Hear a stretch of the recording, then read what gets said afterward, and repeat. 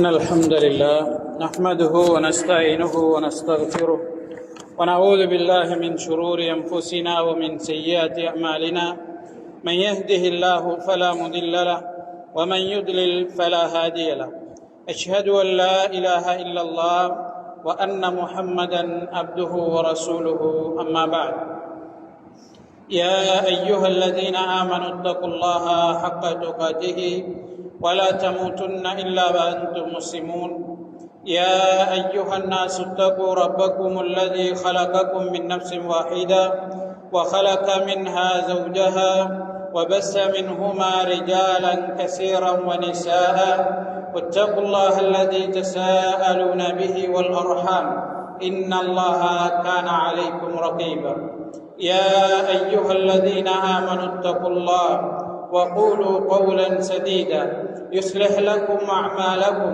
ويغفر لكم ذنوبكم ومن يطع الله ورسوله فقد فاز فوزا عظيما فإن أصدق الحديث كتاب الله وخير الهدي هدي محمد صلى الله عليه وسلم وشر الأمور محدثاتها وكل محدثة بدعة وكل بدعة ضلالة وكل ضلالة في النار أو كما قال عليه الصلاة والسلام.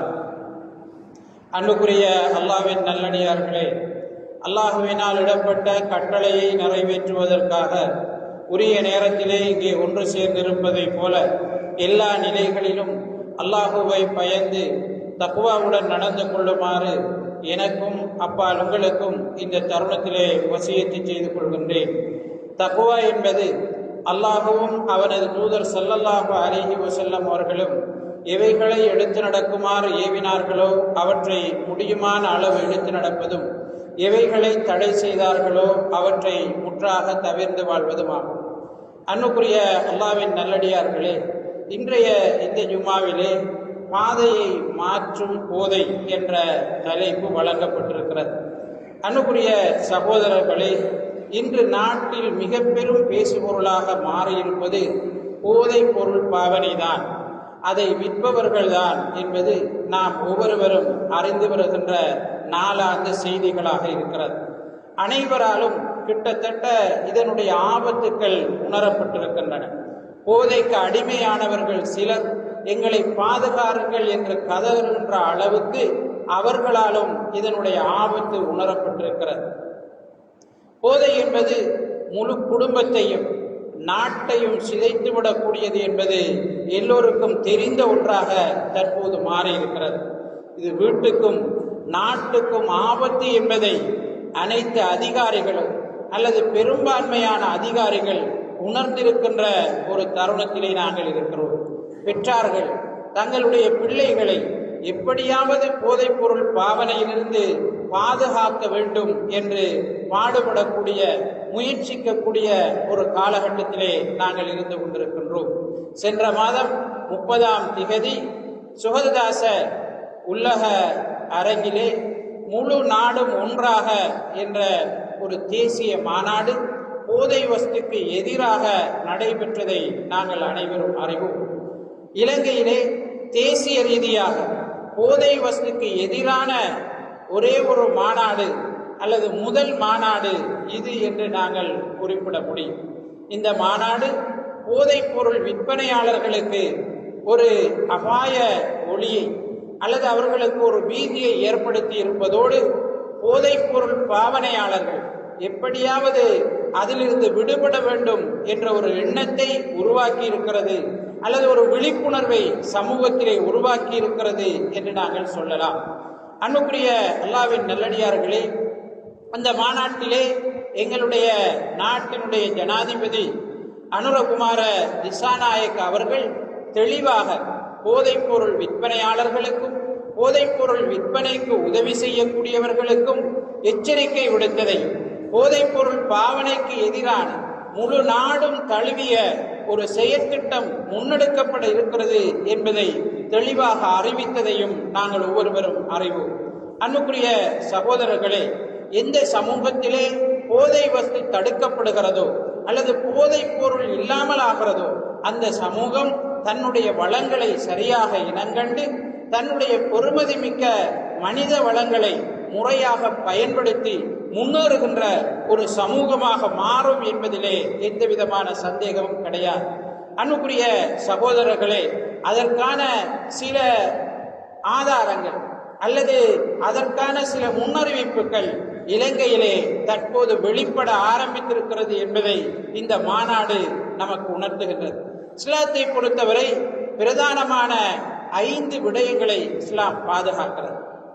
இஸ்லாம் மனிதனுடைய மார்க்கம், அவனுடைய உயிர், அவனுடைய புத்தி, அவனுடைய சந்ததி, அவனுடைய குடும்ப பரம்பரை, அவனுடைய சொத்து என்ற இந்த 5 அடிப்படைகளையும் பாதுகாக்கின்ற மிகப்பெரிய பொறுப்பை சுமந்திருக்கிறது. இன்னும் சொல்ல போனால் இந்த 5ஐயும் பாதுகாப்பதற்காகவே இஸ்லாம் வந்தது என்று கூட நாங்கள் சொல்ல முடியும். அன்புக்குரிய அல்லாஹ்வின் நல்லடியார்களே, அல்லாஹு தஆலா அல் குர்ஆனிலே வல்தக்கும் மின்கும் உம்மத்துன் யதுஊன இலல் கைர் யஅமுரூன பில் மஅரூஃப் வ யன்ஹவுன அனில் முன்கர், இறை விசுவாசிகளே, உங்களில் ஒரு கூட்டம் நன்மையின் பால் அழைக்கின்ற, தீமையை தடுக்கின்ற ஒரு கூட்டம் இருந்து கொண்டே இருக்கட்டும் என்று அல்லாஹு தஆலா மார்க்கத்தை பாதுகாக்கின்ற வழிமுறையை நமக்கு சொல்லித் தருகிறார். வலா தக்துலு அன்ஃபுஸகும் இன்னல்லாஹ கான பிக்கும் ரஹீமா, நீங்கள் உங்களை கொலை செய்து கொள்ளாதீர்கள், நிச்சயமாக அல்லாஹ் இரக்கமுள்ளவனாக, அளவற்ற அருளாளனாக, அன்பாளனாக இருக்கின்றான் என்று அல் குர்ஆனிலே நமக்கு சொல்வதன் மூலம் நம்முடைய உயிர்களை நாம் பாதுகாத்துக் கொள்ள வேண்டும் என்பதை இஸ்லாம் நமக்கு வலியுறுத்துகிறது. அல்லாஹு தஆலா அல் குர்ஆனிலே வலா தக்ரபுல் ஃபவாஹிஷ மா ظஹர மின்ஹா வ மா பதன், வெடுக்கத்தக்க மானக்கேடான காரியங்களில் வெளிப்படையானது மறைவானது எதையும் நீங்கள் நெருங்காதீர்கள் என்று சொல்வதன் மூலம் எங்களுடைய மானம், எங்களுடைய புத்தி, எங்களுடைய சிந்தனையை பாதுகாத்துக் கொள்ள வேண்டும் என்பதை இஸ்லாம் நமக்கு வலியுறுத்துகிறது. நபி ஸல்லல்லாஹு அலைஹி வஸல்லம் அவர்கள் போதையை ஏற்படுத்தக்கூடிய, ஒரு மனிதனுடைய புத்தியை பேதலிக்கக்கூடிய, இல்லாமல் செய்யக்கூடிய ஒவ்வொன்றும் ஹராம் என்று சொன்னார்கள் என்பதை நாங்கள் பார்க்கிறோம். வலா தக்துலு அவுலாதக்கும் மின் இம்லாக் நஹ்னு நர்சுகுக்கும் வ இய்யாஹும், நீங்கள் பஞ்சத்திற்கு பயந்து உங்களுடைய பிள்ளைகளை கொலை செய்யாதீர்கள், ஏனென்றால் உங்களுக்கும் அவர்களுக்கும் நாங்களே உணவளிக்கின்றோம் என்று அல்லாஹு தஆலா சொல்வதன் மூலம் எங்களுடைய சந்ததி, எங்களுடைய பரம்பரையை நாங்கள் பாதுகாப்பது இஸ்லாத்தினுடைய நோக்கங்களில் ஒன்று என்பதை பார்க்கிறோம். அதுபோன்று ரசூல் அல்லாஹு தஆலா அல் குர்ஆனிலே வலா தக்ரபு மாலல் யதீமி இல்லா பில்லதி ஹிய அஹ்ஸன் ஹத்தா யப்லுக அஷுத்தஹ் வ அவ்ஃபுல் கைல வல் மீசான பில் கிஸ்த், நீங்கள் அனாதைகளுடைய சொத்தை முறையான அடிப்படையில் அன்றி நெருங்காதீர்கள், அளவை நிறுவையிலே மோசடி செய்யாதீர்கள், அதை முறையாக செய்யுங்கள், அனாதைகளுடைய சொத்தை அவர்கள் பருவ வயதை அடைந்து முறையாக சிந்திக்க தெரிந்ததற்கு பிறகு அவர்களிடம் ஒப்படைத்து விடுங்கள் என்று அல்லாஹு தஆலா அல் குர்ஆனிலே சொல்வதன் மூலம் சொத்து என்பது பாதுகாக்கப்பட வேண்டியது, அது முக்கியமானது என்பது எங்களுக்கு உணர்த்தப்படுகிறது. ரசூலுல்லாஹி ஸல்லல்லாஹு அலைஹி வஸல்லம் அவர்கள் சொன்னார்கள், மன் குதில தூன மாலிஹி ஃபஹுவ ஷஹீத், யார் தன்னுடைய சொத்துக்காக போரிட்டு மரணிக்கிறானோ அவன் ஷஹீத் என்று சொன்னார்கள் அல்லாஹ்வின் தூதர் ஸல்லல்லாஹு அலைஹி வஸல்லம் அவர்கள். அன்புக்குரிய அல்லாஹ்வின் நல்லடியார்களே, இஸ்லாம் பிரதானமாக கருதுகின்ற இந்த 5 விடயங்களிலும் அடிப்படையானதாக ஒரு மனிதனுடைய சிந்தனை, புத்தி அமைந்திருக்கிறது. இந்த புத்தி இல்லாமல் போகுமாக இருந்தால், சிந்தனை இல்லாமல் போகுமாக இருந்தால் அவனால் மார்க்கத்தை பாதுகாக்க முடியாது, அவனுடைய உயிரை பாதுகாக்க முடியாது, அவனுடைய சந்ததியை பாதுகாக்க முடியாது, அவனுடைய சொத்தை அவனால் பாதுகாக்க முடியாது. இதனால் ஒவ்வொருவரும் அவருடைய சிந்தனையை பாதுகாத்துக் கொள்வது, அவருடைய புத்தியை பாதுகாத்துக் கொள்வது மிக மிக முக்கியமான ஒன்றாக இருக்கிறது.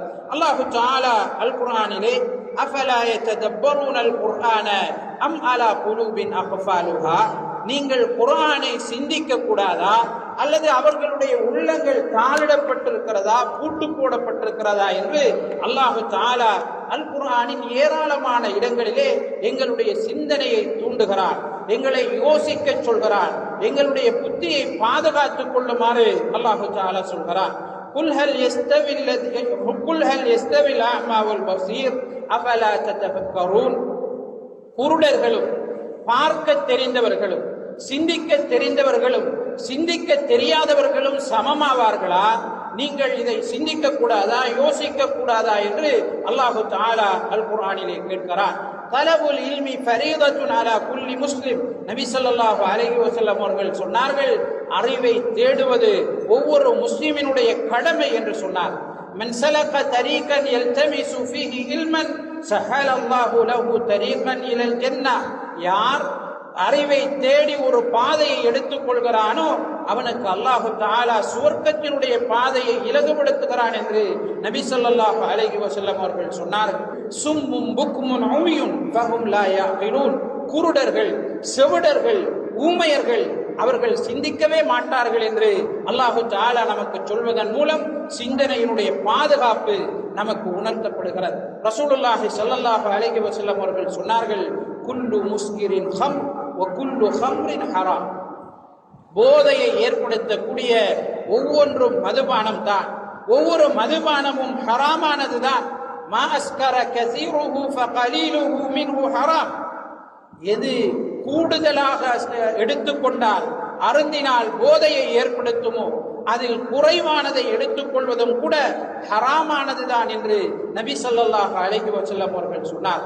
அன்புக்குரிய அல்லாஹ்வின் நல்லடியார்களே, போதையை ஏற்படுத்தக்கூடிய அனைத்தும் சாராயம், மது என்ற சட்டத்தின் கீழ்தான் இஸ்லாமிய வழக்கிலே குர்ஆன் சுன்னா அடிப்படையிலே உணர்த்தப்படுகிறது அல்லது கொண்டு வரப்படுகிறது. ரசூலுல்லாஹி ஸல்லல்லாஹு அலைஹி வஸல்லம் அவர்கள் இந்த போதை விஷயத்திலே 10 பேரை சபித்தார். போதை விஷயத்திலே 10 பேருக்கு சாபம் உண்டாவதாக என்று சொன்னார். லஅன அல்லாஹுல் ஹம்.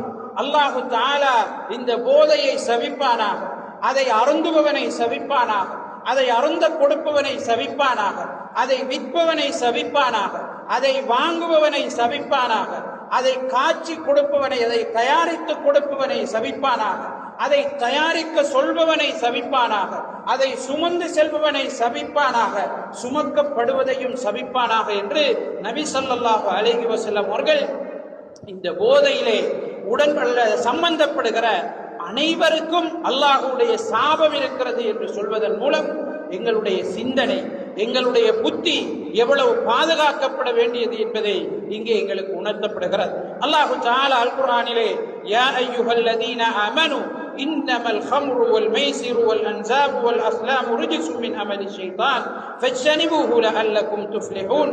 விசுவாசம் கொண்டவர்களே, மதுபானம், போதை, அது போன்று சூதாட்டம், நீங்கள் அம்பறிந்து குறிப்பார்ப்பது, சிலை வணக்கம் ஷைத்தானினுடைய அசுத்தமான செயற்பாடுகளில் இருந்து உள்ளதாகும்.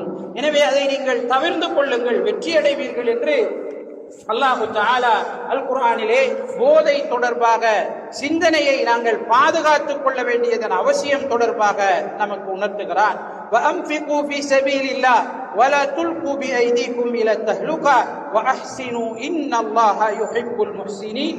விசுவாசம் கொண்டவர்களே, அல்லாஹ்வினுடைய பாதையிலே நீங்கள் செலவு செய்யுங்கள், உங்களுடைய கரங்களை அழிவிலே நீங்கள் போட்டுக் கொள்ளாதீர்கள், நல்லவற்றை செய்யுங்கள், நிச்சயமாக அல்லாஹு தஆலா நல்லவர்களை நேசிக்கிறார். குலு வஷ்ரபு வலா துஸ்ரிஃபு. நீங்கள் உண்ணுங்கள், பருகுங்கள், வீண் விரயம் செய்யாதீர்கள். இன்னல் முபத்திரீன கானூ இஹ்வான ஷயாதீன். நிச்சயமாக வீண் விரயம் செய்பவர்கள் ஷைத்தானினுடைய தோழர்களாக இருக்கிறார்கள் என்று அல்லாஹு தஆலா நமக்கு அல் குர்ஆனிலே சொல்லி காட்டுகிறார். அன்புக்குரிய அல்லாஹ்வின் நல்லடியார்களே, ஒரு மனிதனுக்கு அவசியமாக இருப்பதும் அவனில் இருக்கின்ற எல்லாவற்றுக்கும் அடிநாதமாக, எல்லாவற்றையும் இயக்கக்கூடிய அடிப்படையானதாக இருப்பதும் அவனுடைய சிந்தனை தான், அவனுடைய புத்தி தான். அவனுடைய புத்தி இல்லாமல் செய்யப்படுமானால் அவன் சமூகத்தை, அவனுடைய இனத்தை அடிமைப்படுத்துவதற்கு துணை செய்தவனாக, அல்லது புத்தி இல்லாமல் போகின்ற சமூகம் அடுத்த சமூகங்களுக்கு அடிமைப்பட்ட சமூகமாக மாறுகிறது என்பதை நாங்கள் பார்க்கிறோம்.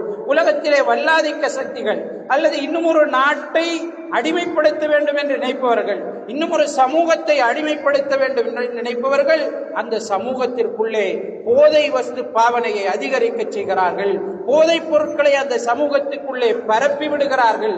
நவீன காலத்திலே ஒரு சமூகத்தை, ஒரு நாட்டை போராடுவதற்கு அல்லது ஒரு நாட்டை வீழ்த்துவதற்குரிய கருவியாக, ஆயுதமாக இன்றைய காலகட்டத்திலே போதை வஸ்து பயன்படுத்தப்படுகிறது என்பதை நாங்கள் பார்க்கிறோம். இது ஒரு இலகுவான போராட்டம், பெரிதாக செலவழிக்க வேண்டிய அவசியம் இல்லை.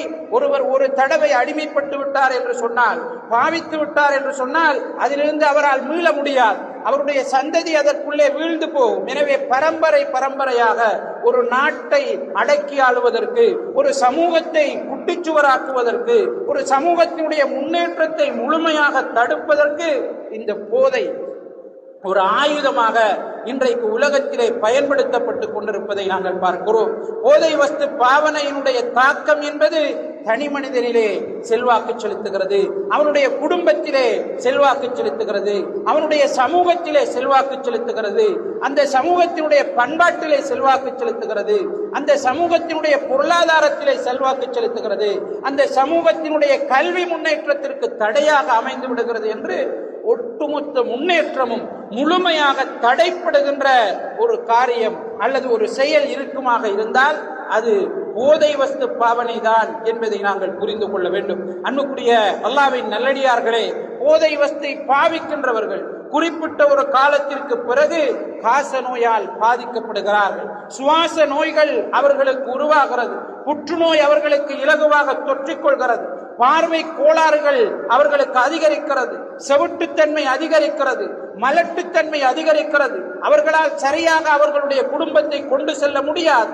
வயிற்றுப்புண் அதிகரிக்கிறது, அது போன்று முடி உதிர்ந்து போகிறது, தோல் சுருக்கம் அதிகரிக்கிறது, பல்வியாதிகள் அதிகரிக்கின்றன, தற்கொலைகள் அதிகரிக்கிறது, கொள்ளை சமூகத்திலே அதிகரிக்கிறது, கற்பழிப்புகள் அதிகரிக்கின்றன. இப்படி சமூகத்தினுடைய முழு பெருமானங்களும், ஒரு சமூகம் நல்ல சமூகம் என்று சொல்வதற்கான முழு அடையாளங்களும் அழிந்து போகின்ற ஒரு நிலையை இந்த போதை வஸ்து பாவனை அல்லது போதை வஸ்து பாவனையை ஊக்குவிப்பது அல்லது போதை வஸ்தை வியாபாரம் செய்வது, அதற்கு உதவியாக இருப்பது காரணமாக ஆகிவிடுகிறது. இதனால் தான் நபி ஸல்லல்லாஹு அலைஹி வஸல்லம் அவர்கள் நான் மேற்சொன்ன ஹதீஸிலே போதை வஸ்தோடு சம்பந்தப்படுகிற அனைவருக்கும் அல்லாஹ்வுடைய சாபம் இருக்கிறது என்று சொன்னார். ஏனென்றால் அதனுடைய விளைவு நாம் கற்பனை செய்ய முடியாத அளவுக்கு அதிகமானதாக சமூகத்திலே இருக்கும். அது நீண்ட காலம் சமூகத்திலே நிலைத்திருக்கக்கூடிய விளைவுகளாக இருக்கும். அதனால் தான் நபி ஸல்லல்லாஹு அலைஹி வஸல்லம் அவர்கள் போதை வஸ்திலே எந்த அடிப்படையிலும் நீ சம்பந்தப்பட்டு விடக் கூடாது என்று எங்களுக்கு வலியுறுத்தி இருக்கிறார். போதை பயன்படுத்தக்கூடாது, விற்கக்கூடாது, வாங்கக்கூடாது, தயாரிக்கக்கூடாது, பரிமாறக்கூடாது, சுமர்ந்து வரக்கூடாது, ஆலோசனை சொல்லக்கூடாது, அதன் கணக்கு வழக்குகளை எழுதக்கூடாது, அவர்களுக்கு எந்த வகையிலும் உதவி செய்யக்கூடாது என்பது நபி ஸல்லல்லாஹு அலைஹி வஸல்லம் அவர்களுடைய வழிகாட்டலாக இருக்கிறது. அன்புக்குரிய அல்லாஹ்வின் நல்லடியார்களே, இதனால் தான் சில நாடுகளிலே, முஸ்லிம் நாடுகள், முஸ்லிம் அல்லாத நாடுகள் என்ற வேறுபாடு இன்றி சில நாடுகளிலே போதை கடத்தல்காரர்கள் அல்லது போதை வியாபாரிகளுக்கு மரண தண்டனையை அவர்கள் விதியாக்கி இருக்கிறார். மரண தண்டனை வழங்கப்படுகிறது. சில முஸ்லிம் நாடுகள், முஸ்லிம் அல்லாத நாடுகளிலே இந்த சட்டம் அமுலில் இருக்கிறது. ஏனென்றால் அதனுடைய ஆபத்து மிக மிக அதிகமானது. பாவிக்கின்றவனை மாத்திரம் அது பிடிப்பதில்லை. அல்லாஹ் தஆலா அல் குர்ஆனிலே சொல்கிறார், இன்னமா ஜஸாஉல் லதீன யுஹாரிபூன அல்லாஹ வ ரசூலஹு, அல்லாஹுவையும் அவனுடைய தூதரோடும் போராடுகின்றவர்களுக்குரிய கூலி, வயஸ்அவுன ஃபில் அர்தி ஃபஸாதா, பூமியிலே குழப்பங்களை சீர்கேடுகளை உருவாக்குகின்றவர்களுக்குரிய கூலி அன்யுகத்தலு, அவர்கள் கொலை செய்யப்பட வேண்டும், அவ் யுஸல்லபு, அல்லது அவர்கள் தூக்கிலிடப்பட வேண்டும் என்று அல்லாஹு தஆலா அல் குர்ஆனிலே நமக்கு சொல்லி காட்டுகிறார். அன்புக்குரிய அல்லாஹ்வின் நல்லடியார்களே, எனவே போதை வஸ்து பாவனை என்பது இஸ்லாத்திலே எந்த வகையிலும் ஒரு முஸ்லிமுக்கு உடன்பாடானதாக அல்லது ஒரு முஸ்லிம் அனுமதிக்கின்ற உதவி செய்கின்ற ஒன்றாக இல்லை என்பதை நாங்கள் புரிந்து கொள்ள வேண்டும். அன்புக்குரிய அல்லாஹ்வின் நல்லடியார்களே, இலங்கையாக இருந்தால், உலகத்திலே எந்த ஒரு நாடாக இருந்தாலும் போதை வஸ்துக்கு முதலிலே அடிமையாகுவர்கள் இளைஞர்களாகத்தான் இருப்பார்கள். போதை வஸ்துக்கு ஆரம்பத்திலே அடிமையாகுவர்கள் இளைஞர்களாக, சிறியவர்களாக இருப்பார்கள்.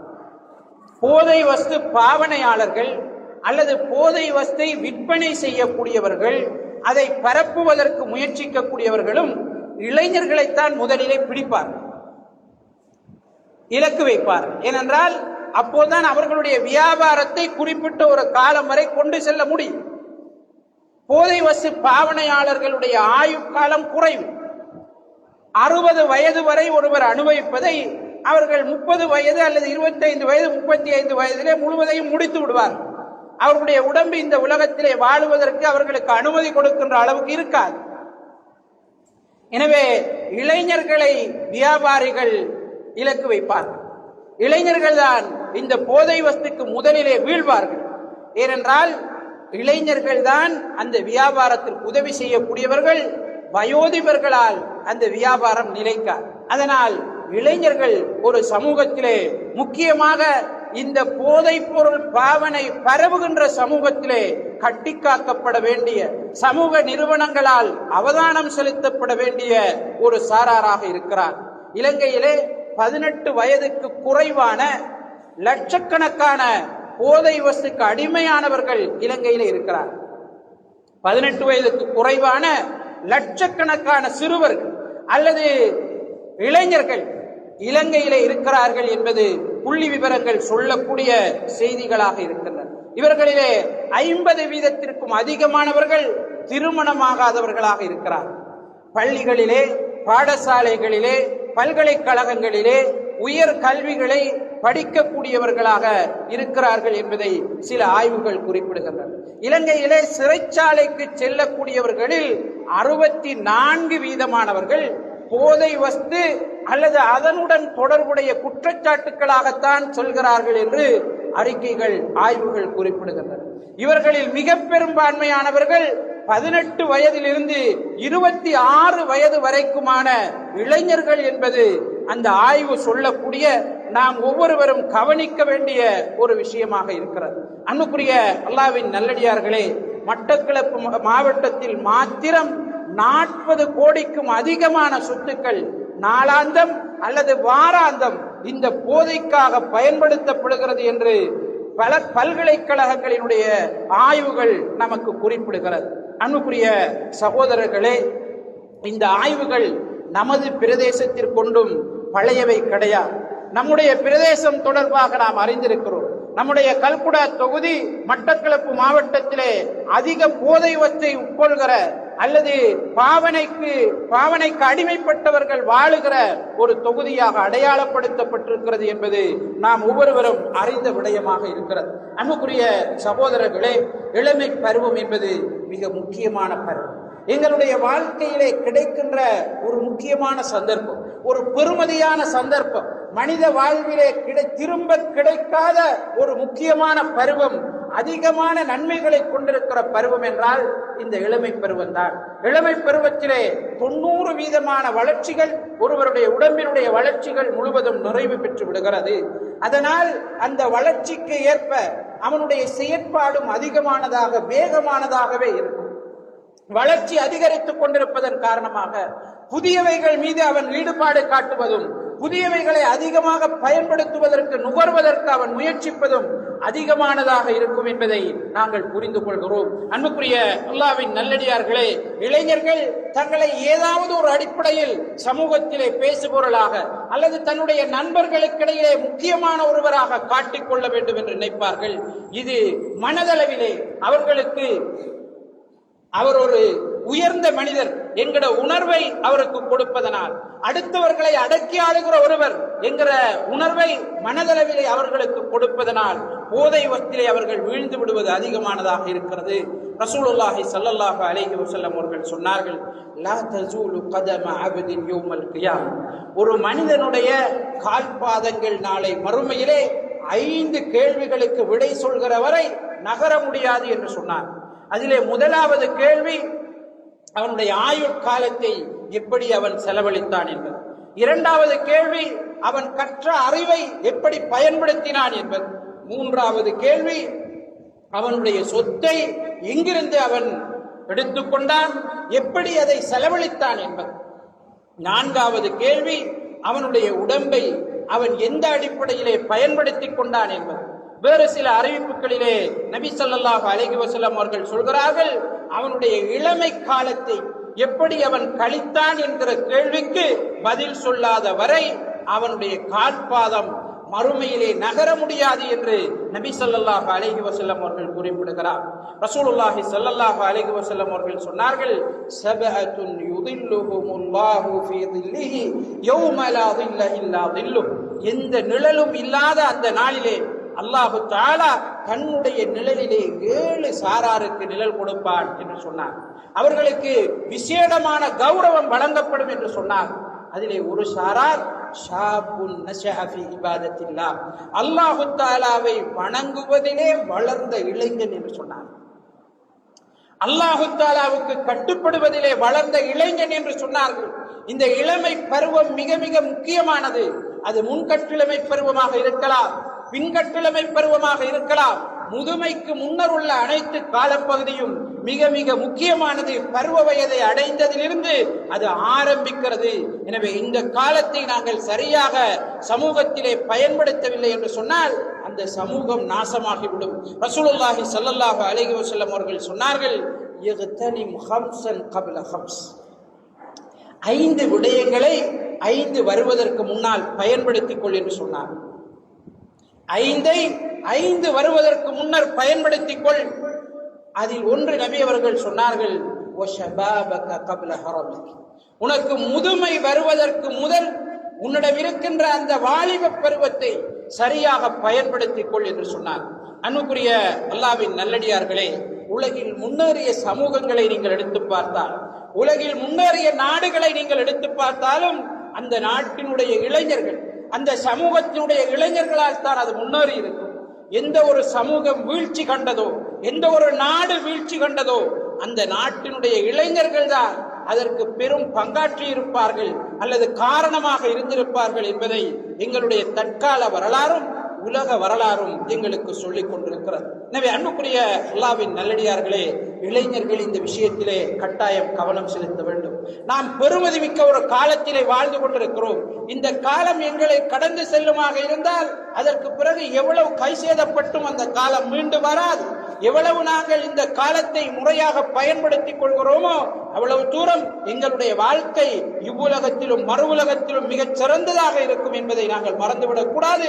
எங்களை சூழ இருப்பவர்களும் எங்களால் நிம்மதி அடைந்தவர்களாக இந்த உலகத்திலும் மறு உலகத்திலும் வாழுவார்கள் என்பதை நாங்கள் கட்டாயம் கவனத்திலே கொள்ள வேண்டும். அன்புக்குரிய அல்லாஹ்வின் நல்லடியார்களே, இளைஞர்கள் விஷயத்திலே சமூக நிறுவனங்களும் பெற்றாரும் பாதுகாவலர்களும் சமூகத்தில் இருக்கின்ற அரச பாடசாலைகளாக இருந்தாலும் தனியார் கல்வி நிறுவனங்களாக இருந்தாலும் கண்டிப்பாக கவனம் செலுத்த வேண்டிய ஒரு காலகட்டத்திலே நாங்கள் வாழ்ந்து கொண்டிருக்கிறோம். ஒரு சமூகத்தினுடைய இளைஞர்கள் சிறப்பாக இருக்கிறார்கள் என்பது அந்த சமூகம் நீண்ட காலத்திற்கு சிறப்பாக இருக்க போகிறது என்பதற்கான அடையாளம். ஒரு சமூகத்தினுடைய இளையவர்கள் சிறியவர்கள் முன்னேறுகிறார்கள் என்பது அந்த சமூகம் சிறந்த சமூகமாக முன்னேற்றமிக்க சமூகமாக வரப்போகிறது என்பதற்கான அடையாளம். ஒரு சமூகத்தினுடைய இளைஞர்கள் கெட்டுவிட்டார்கள் என்பது, ஒரு சமூகத்தினுடைய இளைஞர்களின் பண்பாடுகள் கெட்டுவிட்டது என்பது, அல்லது அவர்களுடைய வாழ்க்கை நெறி மாறிவிட்டது என்பது அந்த சமூகம் நீண்ட காலத்திற்கு பலவீனப்பட்ட சமூகமாக, அந்த சமூகம் நீண்ட காலத்திற்கு முன்னேற்றம் இல்லாத சமூகமாக, அழிய போகிற சமூகமாக, குறுகிய காலத்திலே அடுத்தவர்களுக்கு அடிமைப்பட போகிற சமூகமாக இருக்க போகிறது என்பதற்கான அடையாளமாக முன்னறிவிப்பாக இருக்கிறது என்பதை நாங்கள் மறந்துவிடக் கூடாது. இன்று பல இளைஞர்களுடைய இரவுகள் பகலாக மாறிவிட்டது. பல இளைஞர்களுடைய பகல் இரவாக மாறிவிட்டது. அவர்களுக்கு தொழில் என்றால் என்னவென்று தெரியாது. படிப்பு என்றும் அல்லது வேறு தனியார் வகுப்புகள் என்றும் தங்களுடைய காலத்தை 30 வருடம் அல்லது 35 வருடம் என்று தொழில் தெரியாதவர்களாக, சுயமாக ஒரு தொழிலை உருவாக்கி கொள்ள முடியாத துப்பாக்கிய நிலையில் அவர்கள் வாழ்ந்து கொண்டிருக்கிறார். இரவுகள் பகல்களாக இருக்கின்ற இளைஞர்கள், பகல் இரவுகளாக மாறுகின்ற இளைஞர்கள் சோம்பேறிகளாக இந்த சமூகத்திலே வாழ்ந்து கொண்டிருக்கிறார். அவருக்கோ, அவரை சார்ந்திருக்கின்ற குடும்பத்திற்கோ, அவரை சார்ந்திருக்கின்ற சமூகத்திற்கோ, அவரை நம்பி எதிர்காலத்திலே வர இருக்கின்ற பரம்பரைக்கோ ஒரு தூசுக்கும் நன்மை இருக்காது என்பதை ஒவ்வொருவரும் புரிந்து கொள்ள கடமைப்பட்டவர்களாக இருக்கிறோம். அன்புக்குரிய அல்லாஹ்வின் நல்லடியார்களே, நீங்கள் இரவு நேரங்களிலே வீதிகளில் செல்ல நிர்பந்திக்கப்பட்டால் அல்லது பயணங்களில் இருந்து நீங்கள் மிக நேரம் போய் இரவிலே வருவதற்கு உங்களுக்கு நேர்ந்தால் எங்களுடைய வீதிகள் எப்படி இருக்கிறது, அதில் யார் இருக்கிறார்கள், எங்கெங்கே இருக்கிறார்கள் என்பதை பார்த்தாலே எங்களுடைய சமூகத்தினுடைய நிலை அல்லது அடுத்த தலைமுறையினுடைய நிலையை நாங்கள் சரியாக உணர்ந்து கொள்ள முடியும். அன்புக்குரிய அல்லாஹ்வின் நல்லடியார்களே, எங்களுடைய மூதாதையர்கள் பருவ வயது அடைந்தாலே அவர்களுக்கென்று ஒரு தொழிலோடு வாழ்ந்திருக்கிறார், ஏதாவது ஒரு தொழிலை உருவாக்கி இருக்கிறார். அவர்கள் சுயமாக தொழில் செய்திருக்கிறார்கள் அல்லது யாரிடமாவது நின்று அவருடைய வாழ்க்கையை சுயமாக கொண்டு செல்லக்கூடிய அளவுக்கான தெம்பையும் மன தைரியத்தையும் பெற்றவர்களாக அவர்கள் வாழ்ந்திருக்கிறார். இதனால் தான் அவர்கள் இளமை பருவத்திலேயே திருமணம் செய்திருக்கிறார். அவருடைய திருமண வயதுகளை நாங்கள் எடுத்து பார்த்தோம் என்றால் 14 வயது, 15 வயது, 17 வயது, 18 வயது, 20 வயது. அவர்களால் உருவாக்கப்பட்டவர்கள் யாரும் பலவீனப்பட்டவர்களாக இங்கு இல்லை. அவர்கள் இளம் வயதிலே திருமணம் செய்தார்கள் என்றால் அவர்கள் குடும்பத்தை என்னால் காப்பாற்ற முடியும் என்ற மன தைரியத்தோடு இருந்தார். அவர்கள் தங்களுக்கென்று தொழிலை உருவாக்கி கொண்டிருந்தார் அல்லது ஏதாவது ஒருவரிடம் வேலை செய்யக்கூடியவர்களாக உற்சாகம் மிக்கவர்களாக இருந்தார்கள். இன்றைக்கு அதை நாங்கள் எதிர்பார்க்க முடியாது. இன்றைக்கு அதை எதிர்பார்க்க முடியாது, கற்பனை செய்ய முடியாது என்று சொல்லக்கூடிய அளவுக்கு நிலைமை மாறி இருக்கிறது. நிச்சயமாக போதை சந்தோஷத்தை தரார். சகோதரர்களே, போதை சந்தோஷத்தை தராது. அது உங்களுடைய கவலைகளை மறக்கடிக்காது. நிச்சயமாக அது கவலையை பெருக்கும், உங்களுடைய சந்தோஷத்தை குலைக்கும், உங்களுடைய நேரங்களை வீணடிக்கும், உங்களுடைய பரம்பரையை உங்களிடமிருந்து பிரிக்கும், சமூகத்திலிருந்து உங்களை ஓரமாக்கும் அல்லது முழு சமூகத்தையும் நீங்கள் வீழ்ச்சிக்கு கொண்டு செல்வீர்கள் என்பதை மறந்து விடாதீர்கள். அல்லாஹ் தஆலா அல் குர்ஆனிலே சொல்கிறார், மன் அமில ஸாலிஹன் மின் தக்கரின் அவ் உன்ஸா, யார் ஆணாக இருந்தால் பெண்ணாக இருந்தால் நல்லமல்களில் ஈடுபடுகிறார்களோ, வஹுவ முஃமின், ஈமானோடு நல்லமல்களில் ஈடுபடுகிறார்களோ, ஃபலனுஹ்யியன்னஹு ஹயாத்தன் தய்யிபா, அவருக்கு நிச்சயமாக அல்லாஹ் தஆலா சொல்கிறான், அவருக்கு நிச்சயமாக சந்தோஷமான வாழ்க்கையை நாங்கள் கொடுப்போம் என்று அல்லாஹ் தஆலா சொல்கிறார். அல்லாஹ்வுடைய கட்டளை, அல்லாஹ்வுடைய வாக்குறுதி பொய்க்காது சகோதரர்கள். நாம் அல்லாஹ் தஆலா சொல்லக்கூடிய நிபந்தனையை நிறைவேற்றுவோமாக இருந்தால் நிச்சயமாக எங்களுடைய வாழ்க்கை இந்த உலகத்திலும் மறு உலகத்திலும் சந்தோஷகரமானதாக இருக்கும். கவலைகள் அதிகரித்து விட்டதா, நபி அவர்களுடைய மருந்து தொழுகைக்கு வந்தார். பயம் அதிகரித்து விட்டதா, நபி அவர்கள் வைத்திருந்த மருந்து தொழுகைக்கு வந்தார்கள். ஜுஇலத் குர்ரத்து ஐனி ஃபிஸ் ஸலா, நபி ஸல்லல்லாஹு அலைஹி வஸல்லம் அவர்கள் சொன்னார்கள், என்னுடைய கண் குளிர்ச்சி தொழுகையில் வைக்கப்பட்டிருக்கிறது என்று சொன்னார். ஆக நாங்கள் அல்லாஹ்வோடு அதிகமான தொடர்பை ஏற்படுத்திக் கொள்வோமாக இருந்தால் நிச்சயம் எங்களுடைய இந்த உலக வாழ்க்கையும் மறு உலக வாழ்க்கையும் சந்தோஷகரமானதாக இருக்கும். அல்லாஹ் தஆலா அல் குர்ஆனிலே சொல்கிறார், குல் யா இபாதியல்லதீன அஸ்ரஃபு அலா அன்ஃபுஸிஹிம் லா தக்னது மின் ரஹ்மத்தில்லாஹ், நாங்கள் தவறிழைத்து விட்டோம் என்று உணர்கிறோம். நாங்கள் ஏதோ ஒரு அடிப்படையில் தெரிந்தோ தெரியாமலோ இந்த போதைக்கு உதவியாக இருந்து விட்டோம் என்று உணர்கிறோம் என்று சொன்னால் அல்லாஹ் தஆலா சொல்லக்கூடிய வாக்குறுதி, தங்களை தாங்களே அழித்துக் கொண்ட என்னுடைய அடியார்களே, அல்லாஹ்வுடைய அருளிலிருந்து நீங்கள் நிராசை அடைந்து விடாதீர்கள். அல்லாஹ் தஆலா பகலிலே தீமை செய்பவன் இரவிலே கேட்க மாட்டானா, அதை நான் மன்னிக்க காத்திருக்கிறேன் என்று சொல்கிறான். இரவிலே தீமை செய்பவன் பகலிலே தௌபா செய்ய மாட்டானா, நான் அதை மன்னிக்க காத்திருக்கிறேன் என்று அல்லாஹ் தஆலா தன்னுடைய கரங்களை விரித்திருப்பதாக ரசூலுல்லாஹி ஸல்லல்லாஹு அலைஹி வஸல்லம் அவர்கள் சொல்கிறார். அல்லாஹ் தஆலா சொல்கிறான், தூபு இலல்லாஹி தௌபத்தன் நஸூஹா, அல்லாஹ்வின் பால் முறையான அடிப்படையிலே நீங்கள் தௌபா செய்து மீளுங்கள் என்று அல்லாஹ் தஆலா சொல்கிறான். பாவத்திலிருந்து விடுபட வேண்டும், பாவம் நடந்ததற்காக கவலைப்பட வேண்டும், பாவத்தை இனி செய்ய மாட்டேன் என்று உறுதி எடுத்துக் கொள்ள வேண்டும். நான் செய்த பாவம் யாரோடாவது சம்பந்தப்பட்டிருந்தால் அவரிடம் நான் மன்னிப்பு கேட்டுக்கொண்டு அல்லாஹ்விடம் தௌபா செய்வேனாக இருந்தால் நிச்சயம் எங்களுடைய எஞ்சிய வாழ்க்கை, மீதம் இருக்கின்ற வாழ்க்கை ஒளிமயமானதாக, எங்களுடைய சென்ற வாழ்க்கையையும் நன்மையில் நிரப்பக்கூடிய வாழ்க்கையாக மாறும். எங்களை நம்பி இருக்கின்றவர்களும் எங்களுடைய சமூகமும் புண்ணியம் பெறக்கூடிய ஒரு வாழ்க்கையாக அந்த வாழ்க்கை மாறும் என்பதை நாம் ஒவ்வொருவரும் கவனத்தில் கொண்டு நடப்போமாக. வல்லோன் அல்லாஹு தஆலா எம் அனைவருக்கும் அதற்கு உதவி செய்வானாக. وآخر دعوانا أن الحمد لله رب العالمين. أقول قولي هذا وأستغفر الله لي ولكم ولسائر المسلمين من كل ذنب فاستغفروه إنه هو الغفور الرحيم. أقيموا الصلاة.